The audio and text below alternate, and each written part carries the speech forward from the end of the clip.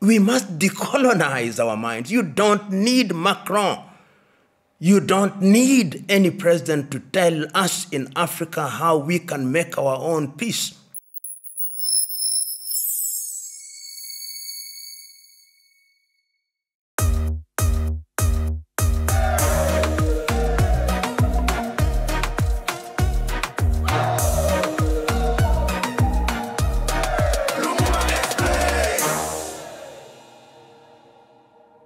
You know, the history of what we now know as the Democratic Republic of Congo is a history that is long and has several twists and turns.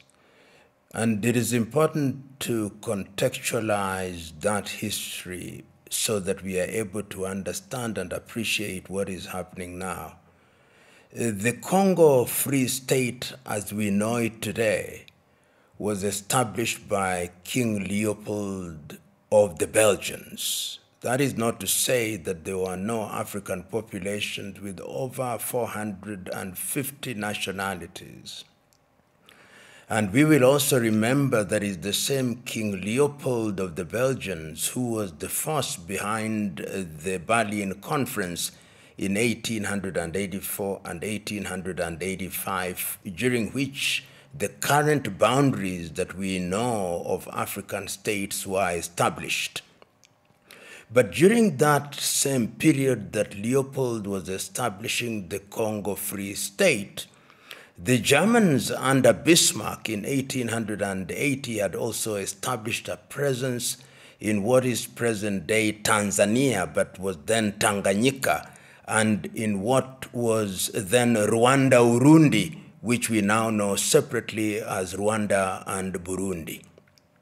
When the Germans lost the war, what is normally described as the First World War, but I prefer to call the First European Tribal War, what then happened is that Rwanda and Burundi were made to be trust territories of Belgium.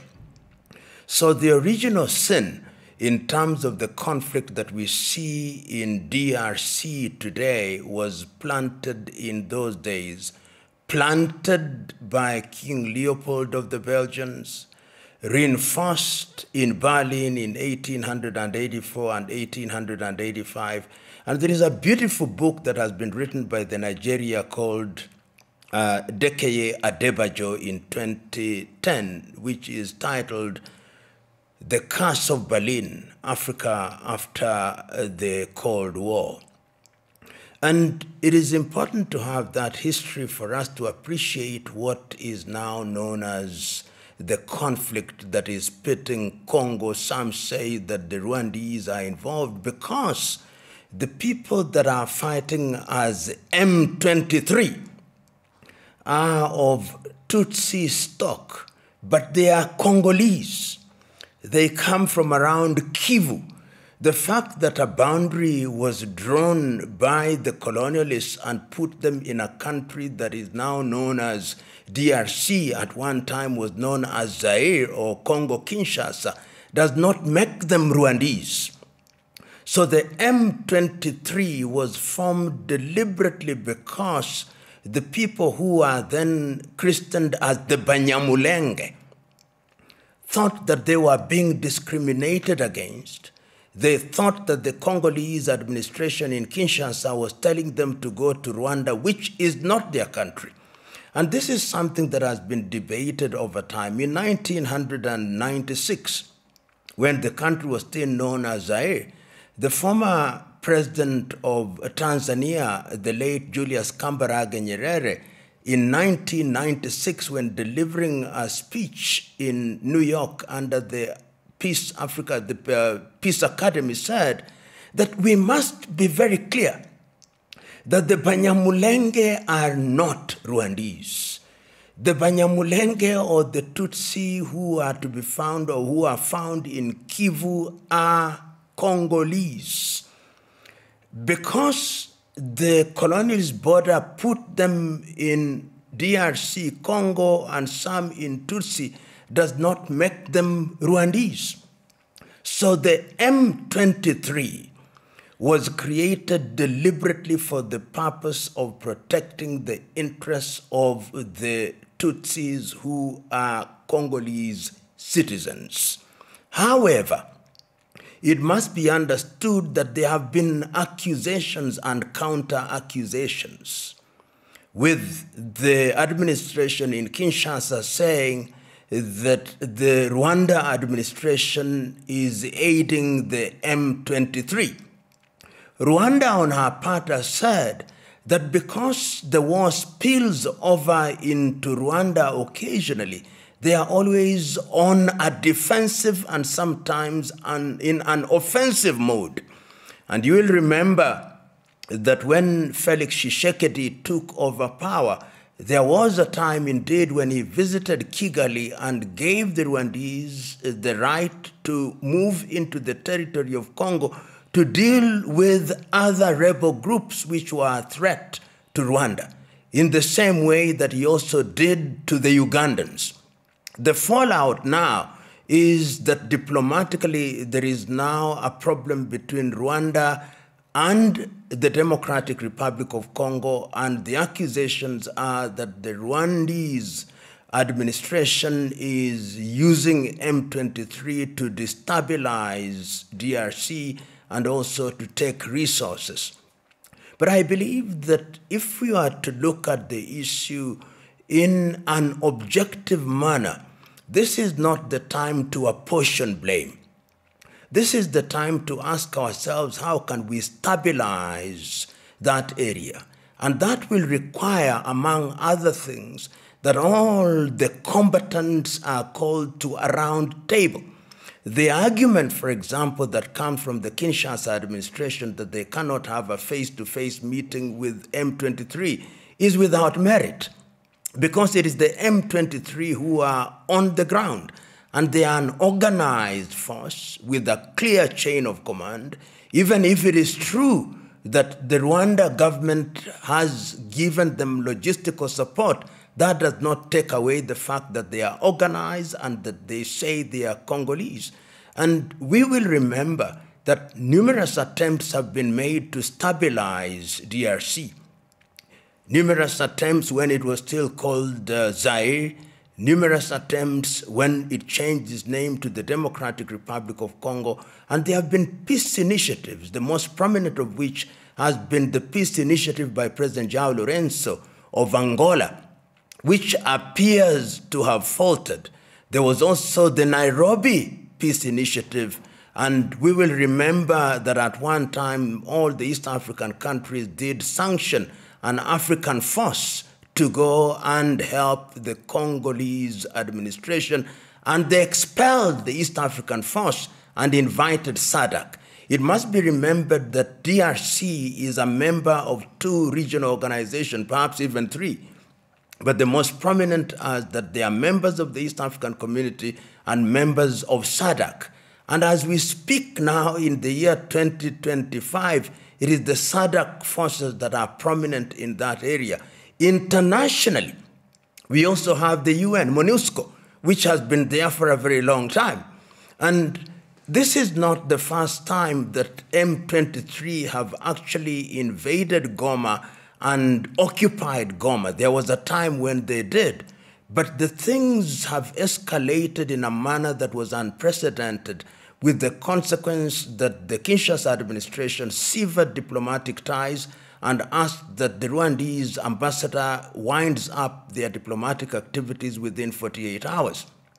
It is in that context that the Kenyan President William Ruto, who is the current chair of the East African community, then said, let us have an urgent meeting in order to resolve the problem. But from where I sit, such an urgent meeting will only be to stabilize and possibly call for a truce. But we've got to look at the long-term issues. I know others outside of the continent have also offered to mediate. President Erdogan of Turkey did offer to mediate, and that was immediately dismissed by the Congolese, which begs the question, How do we deal with the Congo problem in the context of the combatants who are present and who have demonstrated that they have sufficient firepower to overwhelm the Congolese forces? We talk much more about M23 and also talk about Banyamulenge, but remember that researchers tell us that there are anything between 100 and 120 armed groups, some of which are mercenaries and are involved with miners from different parts of the world. So that even if you negotiated with M23, what do you do with the other armed forces? From where I sit, and there are people who share the view that I take, you need a thorough examination of the situation in Congo. You need to have a conference which is an all-party meeting to look at mediation of the conflict in a proper manner. And I am of the view that all heads of state in East Africa should congregate. All heads of state in SADC should congregate. And perhaps if the AU was a strong body, it is not. This would be done under the aegis of the AU, so that you don't have single mediators. In order to underscore the significance of the situation or the gravity of the situation, heads of state should do the initial heavy lifting, with certain guarantees being demanded of the parties involved. Short of that, we are in danger of having an all-out war in the same manner that we had in 1996 and 1997, when we had what was called the First Congo War and Africa's First World War. And we then had a similar one in 2001, 2003. So there is wisdom in this thing happening.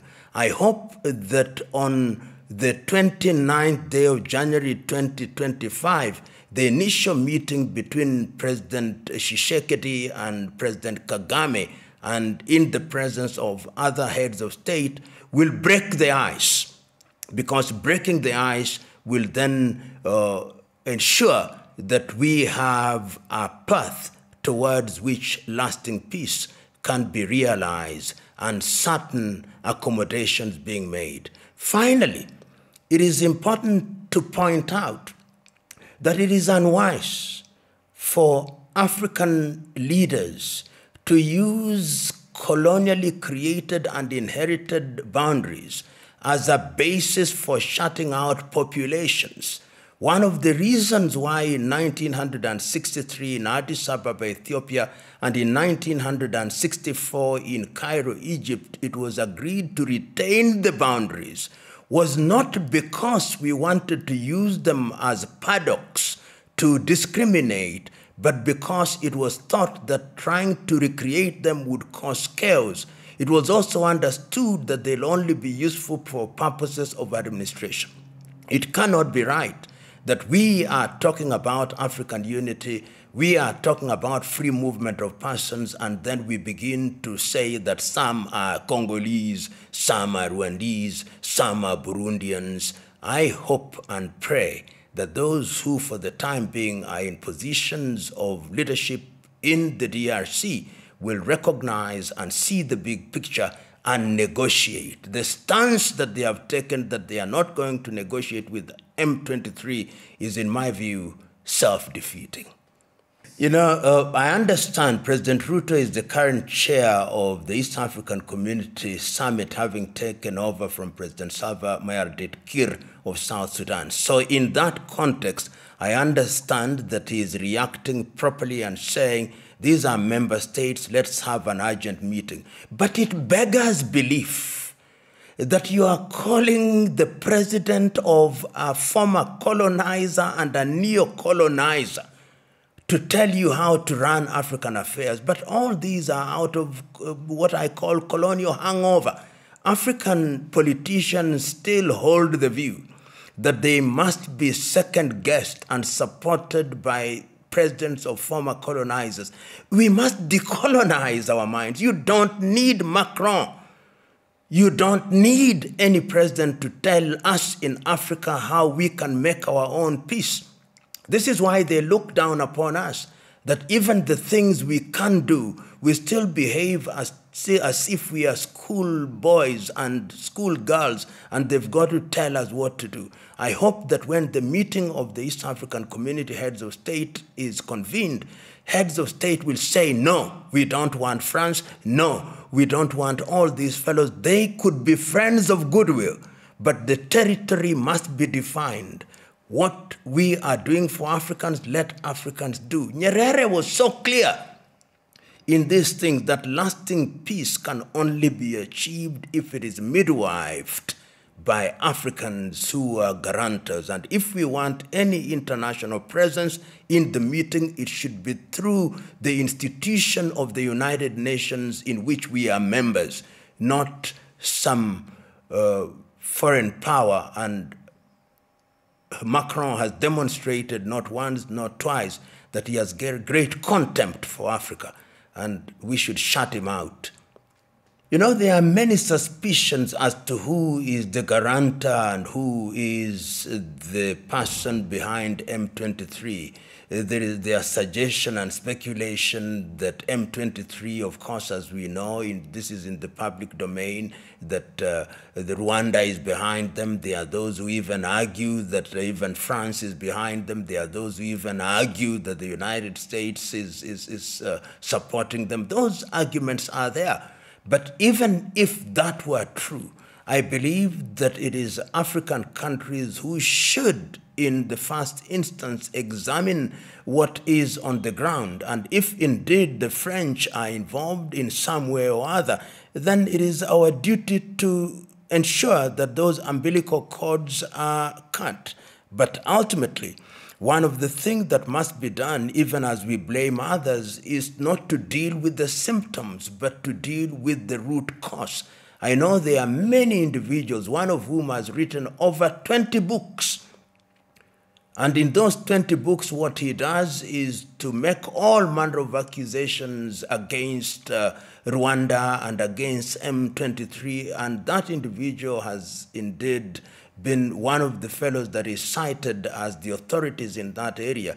But when you read some of his books, I'll not mention him, you see that the idea is to demonize Rwanda, the idea is to demonize the M23, the idea is to demonize any organization that is trying to emphasize the significance of resolving these issues as a matter that can be resolved by the Congolese. I have always held the view that if there was an administration in Kinshasa which wanted to resolve all the Congolese problems, then they would call what I call the all-Congolese meeting, at which all combatants would then be present, and in that way, you would then have the issues resolved. I believe at one time, there are people, some Catholic bishops of Congolese origin had made that suggestion.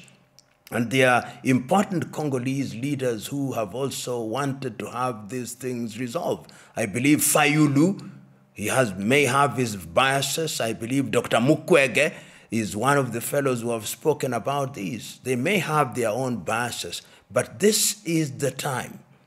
When your house is on fire, you don't put oil, you look for water. When a rat is in your house, you don't burn the house, you remove the rat. And when your neighbor's house is on fire, you help them so that it doesn't spread to your own. And the wisdom of the occasion therefore demands that we have these meetings, and because these meetings will also help us identify who are the sponsors, who are the guarantors, and in that way will resolve the problem, hopefully once and for all. You know, President Kagame must be understood at different levels. Level number one, that he himself was a refugee after the first genocide in 1959. And his family was in Uganda for a very long time, suffering discrimination and alienation. And when he was in that space, that he himself participated jointly with President Yoweri Kaguta Museveni in liberating Uganda when he was a part of the NRA-NRM. And we also must remember that it is him and his comrades who are in the forefront to stop the genocide in 1994, when we now know anything between 800 and 1 million people were massacred in a manner that was completely unprecedented in the continent of Africa. So he must be understood in the context of the genocide, and that he is a leader who emerged from that space. And when people have called President Kagame a dictator, I've denied it. I've said Kagame is a disciplinarian. And his disciplinarian approach is informed by the realities on the ground in Rwanda. And remember that around Rwanda, there are also people who ran away, people who belong to the old regime of Habyarimana and who are in the army, and people who are civilians who are involved in the massacre of the Tutsi and moderate Hutus in Taharamwe, who are actually still in the Democratic Republic of Congo. And when, therefore, it is said that Kagame is an expansionist, and he's been accused of being an expansionist. In fact, he, together with President Yoweri Museveni, have been accused of wanting to create what is called the Bahima Batutsi Kingdom. I don't think so. I hold the view that what they have been trying to do is to say that we have a territory whose integrity we want to protect. You are trying to impose on us people with whom we have filial ties, with whom we have same blood, our kith and kin, but who by dint of colonial boundaries are actually Congolese, and that therefore we must be on a defensive stance. To compare him, therefore, with Putin, who belongs to a different dispensation in a different environment, is to miss the point. And the point is that he finds himself as a leader, together with his comrades in arms, in a post-genocide era, and he is trying to rebuild a society.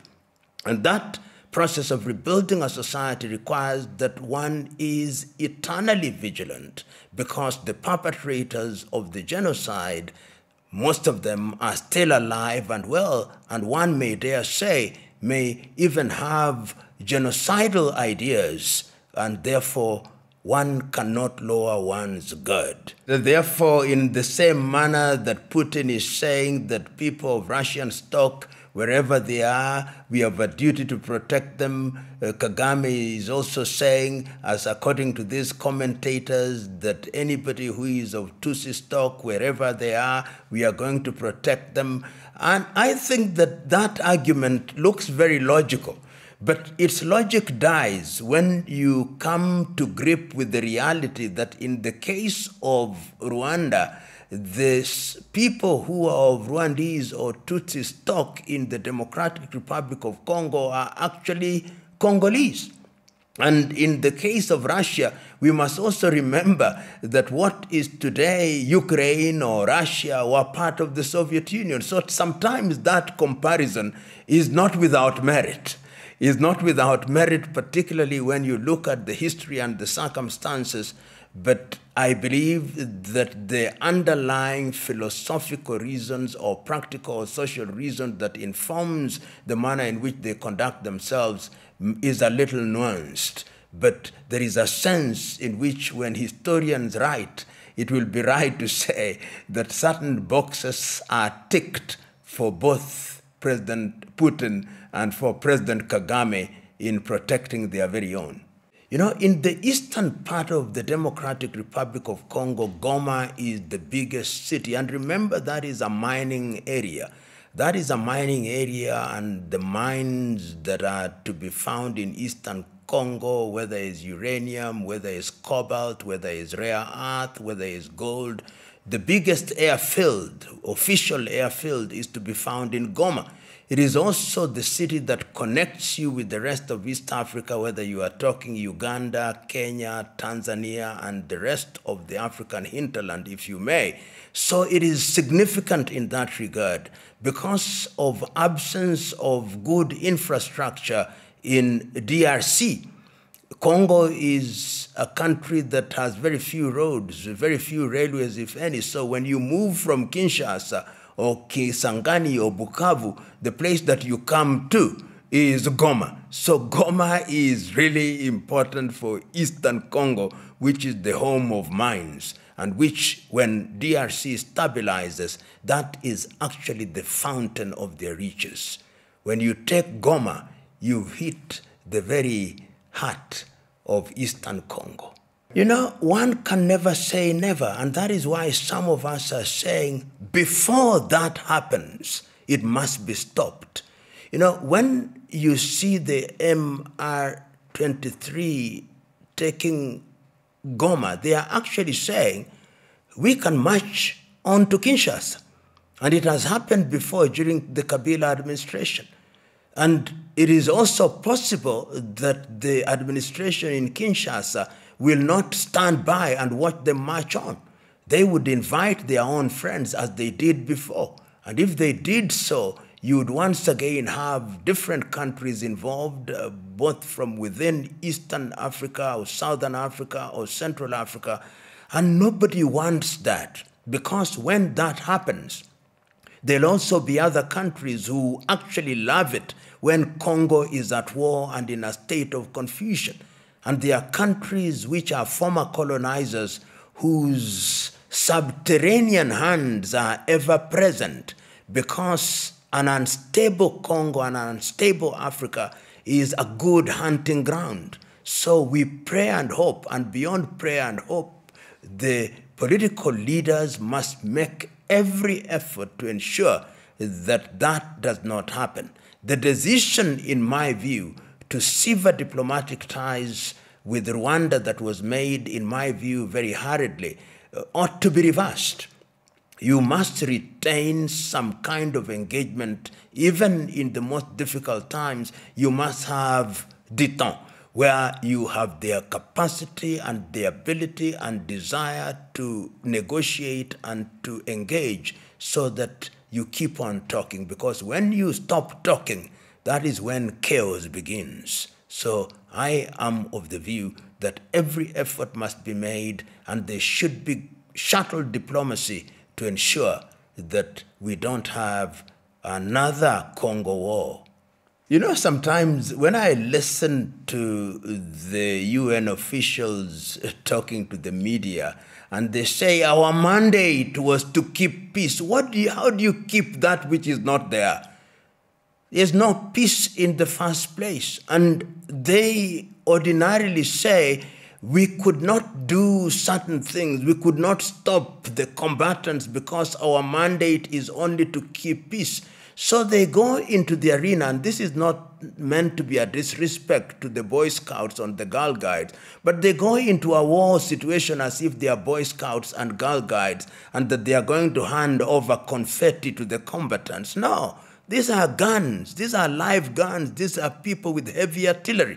So the UN peace mission must revise its mandate, and I believe that the Security Council now has a duty. This idea that periodically the UN Secretary General sends a peace envoy into a war situation is, in my view, without merit. And it lacks appreciation of the situation as it is on the ground. And that is why MONUSCO has been a monumental failure. And they themselves have been accused of many things which are not in the best interest of the Democratic Republic of Congo. So their mandate must be revised. When you are enforcing peace, the peace must be there, and even if it is not there, even if it is tenuous, there must be the ability and the desire to do certain things in a proper way. And we have a beautiful saying in Kiswahili, amani haiji ila kwa ncha ya upanga. peace does not come except on the blade of the sword. You know, those who look at the situation will ask the question, beyond the analysis, beyond the lamentation, how do we resolve the conflict? History is consistent. All conflicts have always been resolved by way of negotiations. And negotiations have always worked when all concerned parties are made to realize that arms don't resolve problems and that all problems are resolved at the negotiation table. It is the duty, therefore, at this stage for the organizations that were created for that purpose, among other things, to be the midwives of the peace process in DRC. Attempts have been made, as we already know, by President João Lourenço of Angola, which appears to have hit a rock. Attempts have been made, which have been described as the Nairobi process, which have hit a rock. And it is now owing to the escalation that we are now saying all East African countries should congregate. And I agree. We should be an emergency meeting of the East African community, an emergency meeting of SADC, an emergency meeting of the African Union with a view to finding lasting solution to the Congo problem. That is what is going to resolve this issue. And it is only going to be resolved when all